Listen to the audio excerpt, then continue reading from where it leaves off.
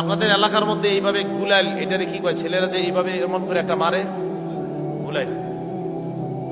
এইভাবে মাইরা যদি অনর্থক একটা চড়ুই পাখিকে কেউ হত্যা করে, নাসাই শরীফের 4446 নাম্বার হাদিস, কত হয় 4446 এই হাদিসে রাসূল আকরাম সাল্লাল্লাহু আলাইহি সাল্লাম বলেন, মান কাতালা উসফুরান আবাসা, দুনিয়ার মধ্যে যদি কেউ একটা চড়ুই পাখি অনর্থক হত্যা করে, আজ্জা ইলাল্লাহি ইয়াউমাল কিয়ামা, কিয়ামতের ময়দানে ওই চড়ুই পাখি ওই বান্দার বিরুদ্ধে অভিযোগ জানায় বলবে, আল্লাহ ইন্না ফুলানান কাতালানি আবাসা, অমুক ব্যক্তি আমাকে অন্যায়ভাবে অনর্থকভাবে হত্যা করেছে আল্লাহ, ওয়ালাম ইয়াকতুলনি লিমানফা, আমাকে ওই ব্যক্তি কোনো উপকারের জন্য হত্যা করে নাই।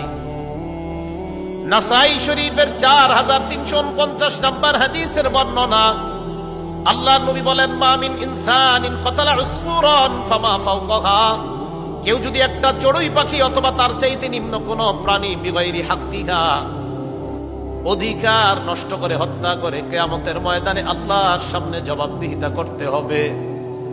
সাহাবারা প্রশ্ন করলেন, ওয়ামা হাক্কুহা ইয়া রাসূলুল্লাহ, প্রাণীর আবার অধিকার কি, আমাদেরকে একটু জানায় দেন। চড়ুই পাখি আমরা খাই, মোরগ মুরগি খাই, হাঁস খাই, গরু খাই, আমরা ছাগল খাই। নবীজি বললেন, যেই প্রাণী জবাই করা হয়, যেই প্রাণী খাওয়া হয় হালাল প্রাণী, প্রত্যেকটা প্রাণী জবাই করার সময় আপনার আমার কাছে দুইটা হক পাও না। কয়টা?